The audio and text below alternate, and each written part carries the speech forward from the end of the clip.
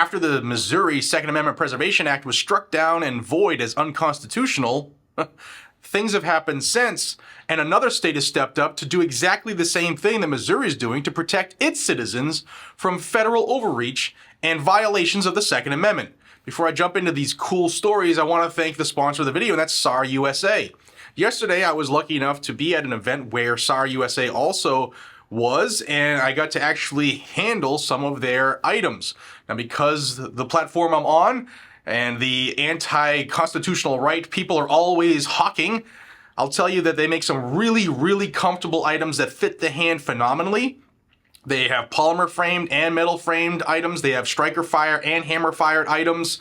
And they were really, really comfortable. I actually will be obtaining a couple of these items, and we'll have a day where we can test these tools and seeds. And if you want to check out more, check out SAR USA. I can't even link to them, but I'll tell you that I was really impressed with what I saw yesterday from SAR USA. Guys and gals, check them out.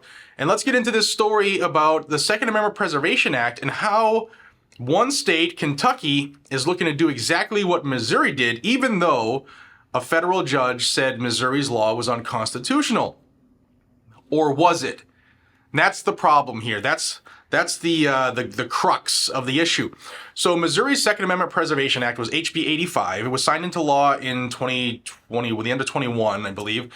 And immediately, Joe Biden had his Department of Justice sue the state of Missouri, saying you cannot stop us, the lords, from infringing upon your people in your state. And the judge last week, I did a video on it, I'll post it, I'll pin it above. The federal judge said it was unconstitutional because it violated the Supremacy Clause. Now, the Supremacy Clause of the United States Constitution says when two laws, one federal, one state, are at opposition, then generally the federal law takes precedent. However, the Attorney General in Missouri appealed almost immediately. And the same judge that said Missouri's SAPA was unconstitutional and void changed his tune a little bit because the Attorney General of Missouri appealed immediately. Remember, I told you in that video, they said they're ready to fight it till the end. And I think they're right. I think they're going to prevail.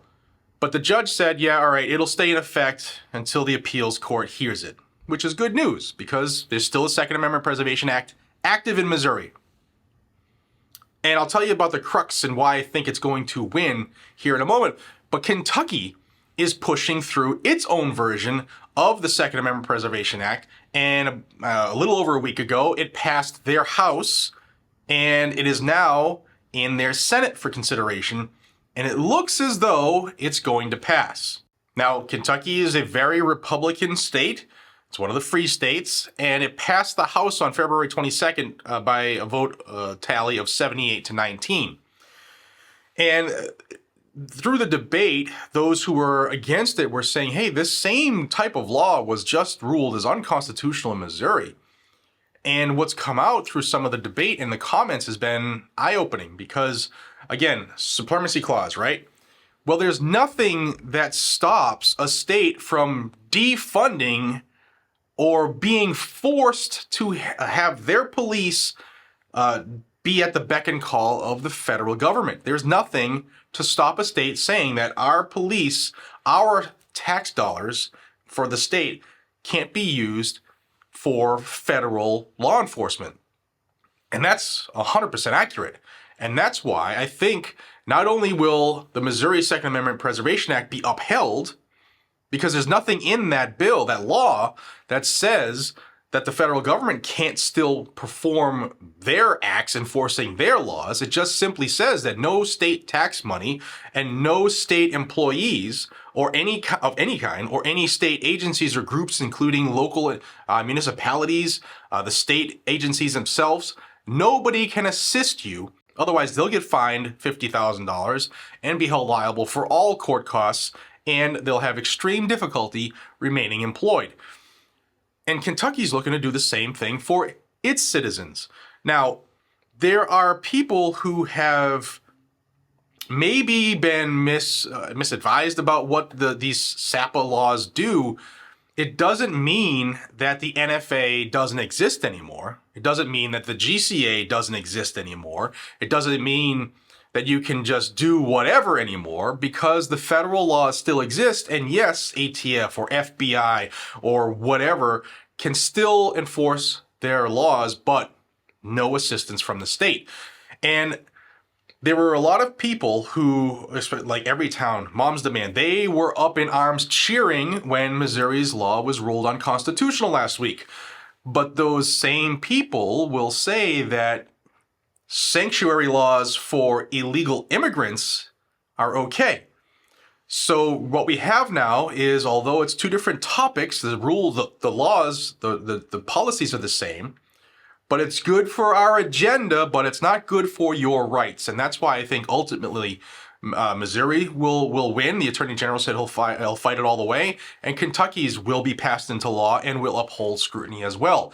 Guys and gals, there are states that are doing what they can do and have to do to protect our rights. And I think they should be applauded for that. There are individuals in Congress that are doing what they can to stand for our rights, and they should be applauded. But ultimately, we the people have the power, and we the people move the needle, and we the people need to get involved. For far too long, we have not been involved. Many of us, whatever, we have busy lives and we have a lot of things going on, but sometimes what's more important are our rights than other items that we might think are important. But if we don't have our rights, then we might not be able to do those things. Just look at history as a whole. So good on Kentucky for pushing this through. Again, it's in the Senate now. Good on the Attorney General in Missouri. But the question for you is, are you in favor, you the viewer, 600,000 plus of you, are you in favor of Second Amendment protection or preservation acts protecting the Second Amendment rights of the citizens of a state? And if you are what do you think about the sanctuaries for those who are here illegally? Because it's a conundrum I would love to hear what y'all think about. If someone's here illegally, they're violating the law. If you're just keeping your Second Amendment, your rights, you're not breaking the law. What say you, the viewer? Guys and gals, wanted to make you think here on this Sunday, and I want to see these comments. Thank you all for your thoughts and prayers through our family's difficult time. It really means a lot to me, believe me. I've stayed up very late reading comments the last couple nights, and some of them were phenomenal. Thank you very much. And I'll say it again, guys and gals, remember to tell those you love exactly that, because you never know if that was the last time you had the opportunity to tell them you love them. Till we see each other again, be safe, stay vigilant, carry a gun to keep you, your friends, your family, your community safe. I'll see y'all on the next one. Take care.